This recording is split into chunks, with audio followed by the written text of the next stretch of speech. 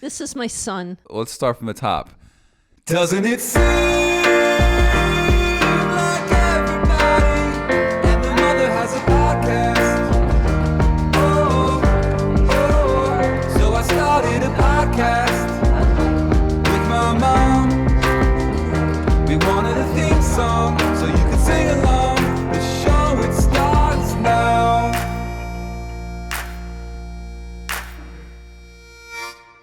But you didn't pause so I could say hi. Hi. Hi. Welcome to our first show. Thank you. Welcome to you as well. Thank you. I feel like we should tell people who we are. Well, is it really our first show? Because we did have some episodes a while ago.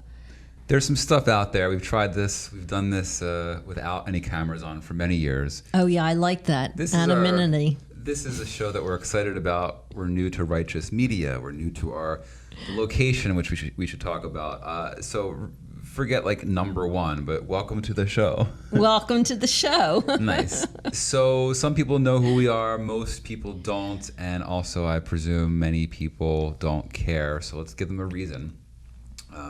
I'm Rick. I'm Sharon. You maybe clicked on this because you know us. You clicked on this because you saw an ad. You clicked on us because Paul Rykoff told you so. However you're here, we appreciate you and are very excited about this.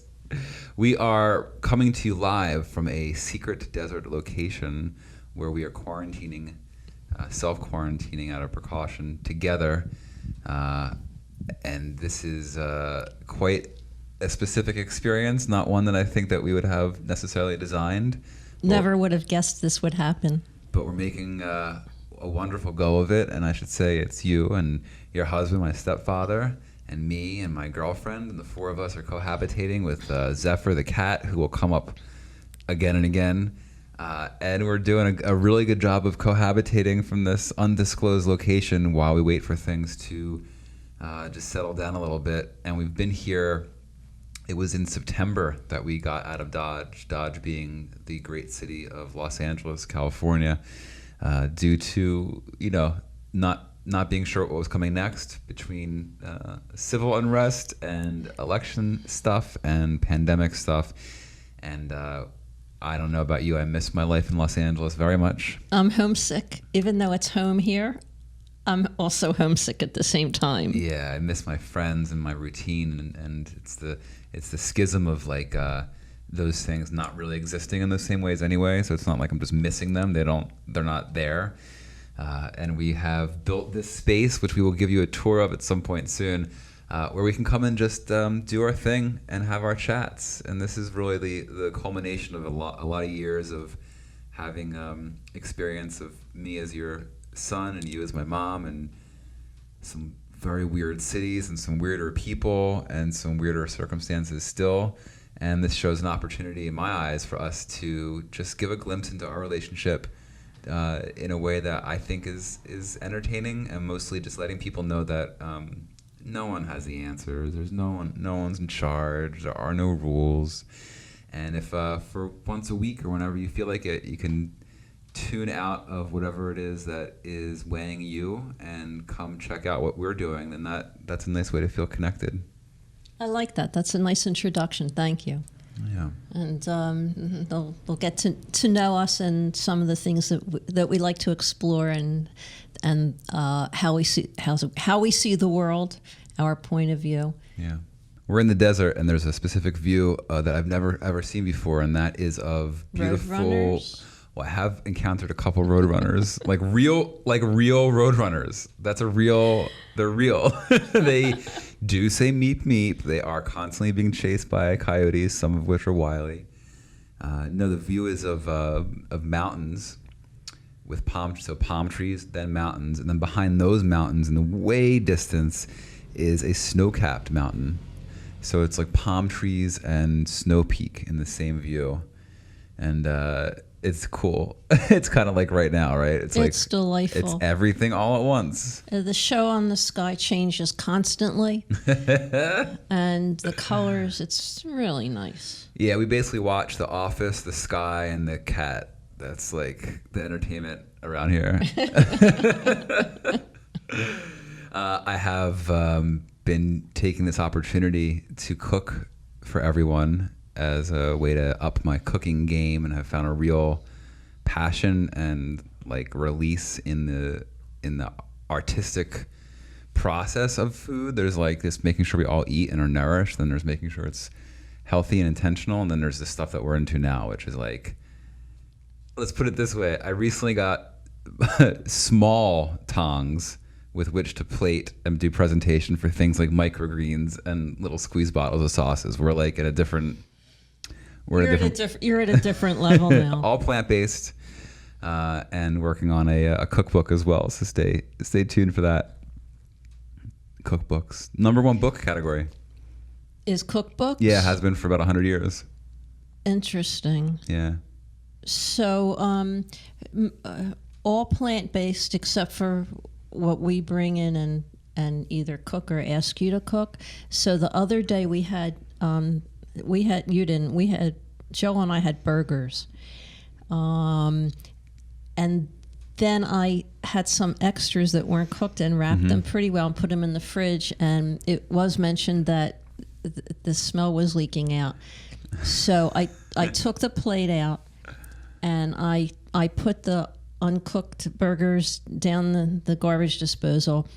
And then I cleaned out the entire refrigerator. What do you mean? You took everything out? And then I took the refrigerator outside and I hosed it down. Did you really take things out of the refrigerator? No. And I hosed it down. And then I took the plate and I scrubbed it and I put boiling water on it and then I threw it out. I think you're making all that up. I am. All I know is that it was I am. like, we're not offended by things. There's two directions. One is food health safety. It's a real thing. So raw meat in saran wrap, it's only good for so long. The other is like, it's this gorgeous plant-based refrigerator. It's full of, it's dark leafy greens and Daiya cheese, and I've got, mushroom soaking and homemade vegetable broth. And then there's this 4 burgers, like raw meat. And all I said was, maybe somebody wants to like wrap those a little tighter. It's because they're just like out in the open. Yeah, okay, sorry about that. I shouldn't have saved it. There was no way I was going to eat another burger. Well, that's the other thing. I won't do that again probably for a year. It was good. I enjoyed it. But you two don't do leftovers really very much. It was funny that there's that many burgers. Like, and so there's sometimes you'll do separate. Yeah, I should have known. You'll do separate meals sometimes, but also like you mentioned, I'll cook salmon or filet or something for you all, Yes. which is a really fun challenge to be able to make that without tasting it, without knowing, And not to smell it, trying not to inhale the fragrance. I'm not into animals as food, but I'm not mortified at the concept of it. Like it's I'm not preaching either. It's just, these are my choices. But as a chef, it's a challenge. It's like a different ingredient or something. So in that challenge, it might have a smell to it.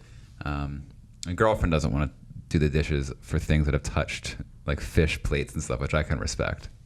Some people have other smells outdoors that irritate my nose, but What do you mean? I think we're doing well getting along. All right. Welcome to a new segment that I just invented right now. It's called Let's Unpack That. And then wait, here's the bumper I'm going to create later for Let's Unpack That. Let's unpack that.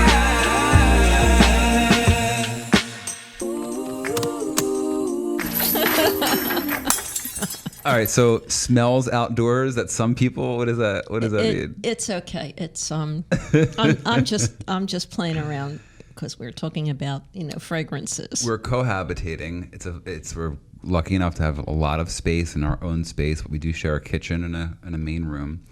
And in that cohabitation, we've gotten very accustomed to our independent schedules and habits. And I've never really hid my cannabis usage from you. It's never really That's right. been like, oh my God, your mom. It's like, and I also don't flaunt it or do anything disrespectful, but Yeah, you're outside. I mean, I'm saying you're outside. Nothing wrong with during a pandemic. Like, back off, lady. No, I'm just talking when you said, odors or whatever. It made me think of that. Yeah. Well, it's an exciting time for cannabis. We're a few minutes, I think, away from it going legal federally, which will be interesting and fun and a whole different game. And I'm curious to see if the prices will go up or down or what. And a friend and I did the math once on what we must spend a year on cannabis, each of us, and we did the math, and it's not a little bit amount of money. It's not nothing.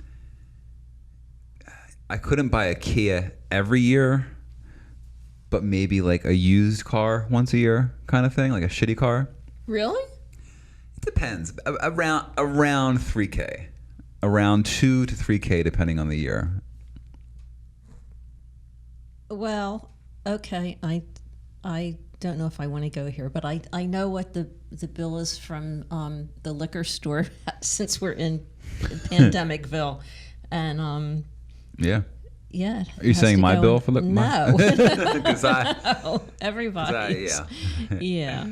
You know, my introduction to healthy food, macrobiotic, was not an introduction at all. I was raised. You were there. You remember? I do remember. I was raised. It was a long time ago, but I do remember it. And it was far out stuff at the time for, Northeast Philadelphia family, for me to be coming into school in, first grade with like crunchy granola or wheat germ or things that, people get at Whole Foods and Trader Joe's and, Amazon Prime now. We're totally like, you hippies. And we used to have to go to the health food store to get it. Harry's? Harry's? Harry's. It was Harry's. That's right, on Cottman Avenue in Philadelphia. Big up Harry. And cookies and licorice, real licorice. And these fizzy sodas that were like close to like a cream soda or black cherry black cherry Wisniak. Yeah, maybe. But yeah, healthy sodas. Were they sugar free? It must have been like carob Fruits? sugar, fruit flavors. Oh, Yeah. carob instead of candy. But there were glass bottles you'd crack open and have a fizziness to it. I'd be like, I'm having a soda. It wasn't a soda. I don't remember It's like that. watermelon and CO2. When was the first time you tasted like a sugar soda? A sugar soda. I think it probably would have been in elementary school at like a roller rink birthday party. And it was, it's all coming back to me now. I would have been like 10 years old, 8 years old, 9 years old, somewhere in there. And it was at Palace Roller Rink. Everyone had their birthday parties there. Uh-huh. And they'd do like boy skate and girl skate, and you'd slap hands. Everyone, no? Like imagine like only the girls are skating, so all the boys are like around You're the right. skate ring, and everyone just sort of high fives on their way That's around. cute. It's really cute. Yeah, really cute. And then if like you got a high five, it meant they liked you, and if you didn't get a high five, it meant they didn't like you. No. No, I don't remember. It's like being in elementary school and somebody forgets to bring a card with your name on it and everybody else got cards from that person. Forgets. Yeah. Like just totally miscounted or something. Oh, right. Or whatever. You mean like Valentine's Day? Valentine's Day. Yeah, well, we've been talking about like how some people, their experience was everyone in the class gave everyone else a card. So there was like an event where everyone got 6 or 12 or 30 cards or 50 cards, depending on where you went to school. And then there were other people whose experience was you only gave cards to the people you wanted to be your Valentines. Apostrophe. Do they give out? I don't know if they give out cards. Well, now they're not giving out anything, but I don't know if generally people still give out cards. No, they send They TikToks text to each other. They duet each other at a TikTok, and then they stitch it together if they like you. So I didn't think of this. I guess kids, when schools are in session, I guess children are not getting paper Valentines anymore. We'll have to consult with someone who knows We'll this, have to but ask somebody. I feel like they probably weren't messing with that much anyway. I don't know why. It just feels like it's Interesting. Oh, that's gone too. Yeah, I think they got rid of that when kids stopped doing eye contact. Okay, that makes sense. Oh, and you would have to write it. Well, do they still write in school? My best friend's Or do a you just teacher, type? and he talks about how the kids do not know how to hold a pen. and that when there's certain things they have to do, like fill something out, they're like, my hand hurts. Oh, right. And if you hand them a game controller, their hands are right strong. But if it's like, do this, it's a disaster. Is everything done on a computer and sent to a printer? I don't even think there's printers sent to the teacher. It's all systems. And there was a TikTok again of this teacher speaking about how he gave his theater students a scene to do. Yeah. And in this scene, it was a classroom setting. I think these were middle school or high schoolers. And in the scene, the characters, a girl was passing a note to a girlfriend to get the note to a guy, and it got intercepted, and the teacher reads it, and it's a whole scene around that horror, which I've lived. I don't know if you've lived or been on the teacher end of. And the teacher had to stop in his tracks because the kids asked so many questions. Finally, one of them was just like, we don't understand the premise of this play. It made no sense to teenage kids that a piece of paper would have a message on it and be snuck to somebody else and opened and read, and then that person would know that message. Everybody of a certain age had an experience, either themselves or saw in a class where somebody passed a note and the teacher grabbed it and they got into trouble for it. Yeah. It's all gone. And depending on what level of trouble they got into, and depending on how the teacher handled that quote-unquote trouble, would also determine the level and types of trauma that all of those children would have. I remember specifically, girl writes message to boy, teacher intercepts it, makes girl read the message out In the loud class? to the entire class. I watched her read this. This is Seriously? 6th or 7th grade. And I remember her reading her own words with tears just streaming down her face in front of the whole effing The class. teacher shamed her. Yeah. That's the worst thing you can do to a person, Well, it's one of them, other yeah. than, hitting them. Mm-hmm. It reminds me of the time, I guess it was junior high, when I raised my hand to go to the ladies' room, the girls' room, and the teacher said, not now.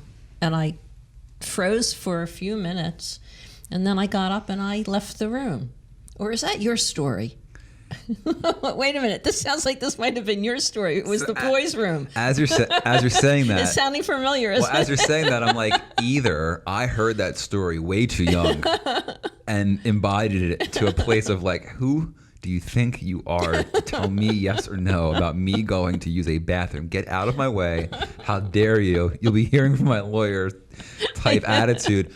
Or did that happen to me and I told you and you just co-opted that story? Or my favorite third option, which is both, right? It happened to both of No, us? a third option always is, are they both true?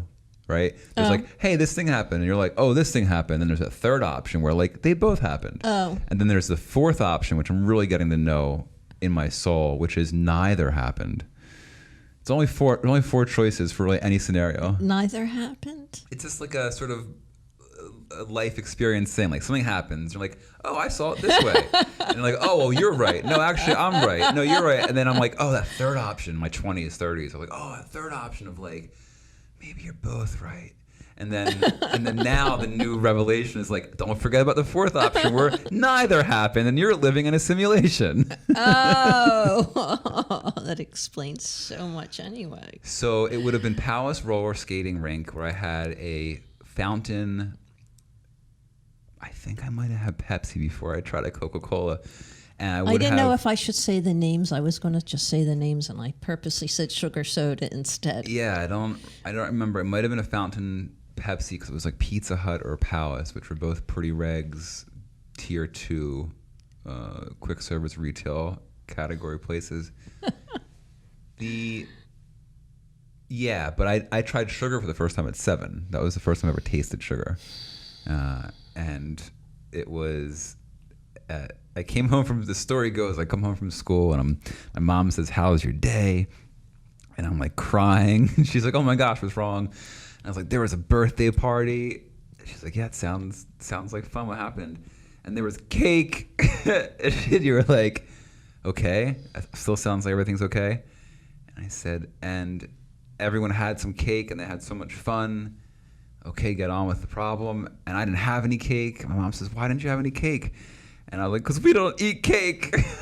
And you said, "We don't not eat cake. You just need to and already do know what choices to make based on what's going, like what you eat affects your body. And so like, if you want to have anything, you can, but just be aware of what's what and what sugar is and what's healthy, what's not healthy. And I was like, choices, eh? I got away with it for a long time, though. You didn't have any sugar or any meat or any chemicals or any food coloring. And I'm back at school.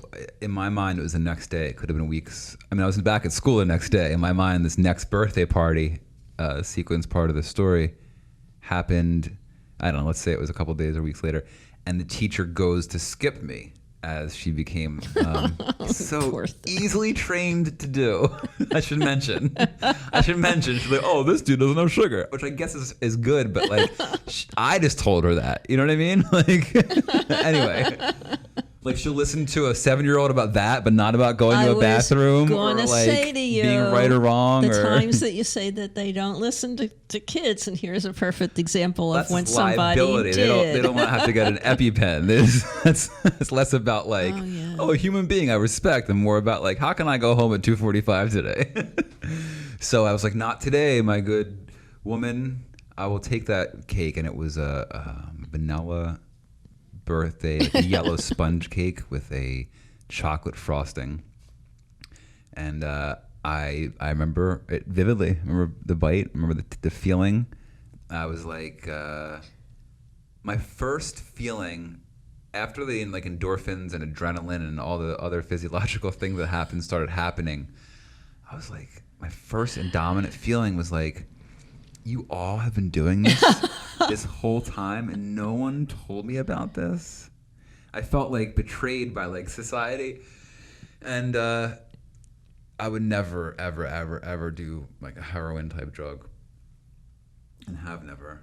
And so I don't really know, and I don't want to mitigate any addicts' experiences or problems, but I imagine that feeling was what heroin feels like.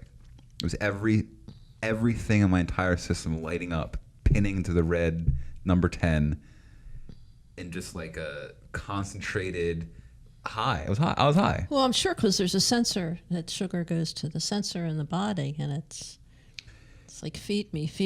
And then then I was in sugar, and I think it was another 3 or 4 years before red meat. But yeah, sugar soda. I had a craving for a Diet Coke about a week ago, and I had one, and it was all right. It was like I had 2 sips that hit the spot, and then it was kind of like, but it was it's once a year that I feel like a craving for. That's how I am with a hamburger. Yeah. I'm happy to eat a hamburger. They're delicious, and I put all the yummy stuff on it. Once a year, it's enough. There's nothing wrong with hamburgers. I just tried to make a veggie burger, and it turned out with closer. lentils. No, I used mushrooms and beans and. Joel said he had some beans. Was that it? That's how he described it. Some beans. I was like, "Do you want to try something I just made from scratch?" I slow cooked mushrooms for 8 hours. I'm I not turned into saying a broth. it's I exactly chopped them. how he described it. I He's just like, he made remember me beans. That's all I remembered. Yeah, it turned out closer to a crab cake texture than like a burger texture. So I baked it instead of grilling it. I've had a crab cake for years. Last time I had crab cake, it was in Baltimore at the harbor. Nice. And it was loaded up with so much Old Bay and MSG that I had like a real dizzy. Really? Like hot, like I'm sweating. I think. I'm like, is it hot in here? And people were like, nah, it's definitely winter and freezing right now. I think I've been told Old Bay doesn't use MSG anymore, but I'm not really. This is years ago. Yeah. This could have been before that. I wouldn't have any idea. Yeah. I haven't had a crab cake in. Yeah. I don't know. I don't know when I have last. It's like fried crab and mayonnaise. It sounds, if you're into those things, it's good. But if you're not into those things, it's like the 2 most unappetizing versions of those, right? It's like. But mayonnaise. Yeah, mayo's good. I like the vegan mayo, though. Yeah, I don't miss real mayo at all. I had to stop buying regular mayonnaise, years ago. Fascinating. Because I put it on everything. Cold pizza for breakfast. Yeah, with mayonnaise. Yeah, but that's like a Ninja Turtle move. You talk about, maybe, I don't know if you want me to disclose this, but you talk about desiring gaining weight. Like you want to add pounds, right? Oh, you can't do that. I can't say that. Listen to the podcast. But isn't mayo like the perfect way to do that? Yeah. No, it's not really a healthy fat, I don't think. Oh. Well, actually, olive oil's better for that. Olive Yeah, all of us did. I have to go. I have to go. Okay. Actually, I don't have to go. All right. Well, I do have to go. Okay. It's so much fun doing this What's with you. for dinner? I think I need to cook off more of these. I made my own mushroom soy sauce, so I had to use like an absurd amount of mushrooms, different kinds. I saw it in then- the refrigerator. And then I treated the liquid. I reduced it, and it's a whole thing over there. So now I have all these mushrooms, which explains this veggie Mushroom burger. pizza? So maybe a mushroom pizza, or maybe some sort of there will be mushrooms, There will be mushrooms. which I was just reading about, Yeah. and had sort of an epiphany around the relationship of why mushrooms and flour. Next time I'll tell you about why mushrooms and flowers work so well You together. promised. Because they're all right. All right. So you could go to Kennett Square. That's where they sell. That's where they grow mushrooms. It's like the most well-known. One of my oh, I see. I thought you meant like a farmer's market, because I'm actively sad about not being able to go to a farmer's market right now. Well, of course. But Kennett Square mushrooms. We'll talk about that. No one wants to hear about that. No. Yeah, I don't know. Mushroom talk. Canceled. One episode. I love you. I love you too. It's so good to see you. I will figure something out for dinner for everybody.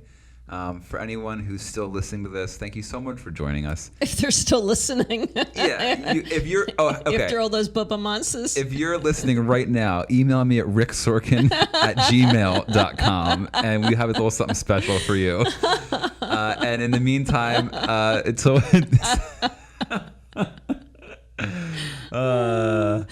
It's easier to have interesting things to talk about when you can actually go somewhere and talk to people and have experiences. no new experiences makes conversations hard. I thought this morning I had intentioned to get up and get in the car and go for a ride and get out of the car and walk around somewhere. It's ambitious.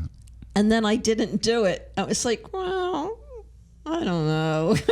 That's adorable. That's adorable. Thank you very much for listening, and don't forget to call your mother. Doesn't it seem Wisniak? Yeah, maybe. and the mother has a podcast. Oh, oh, so I started a podcast with my mom. We wanted a theme song so you could sing along.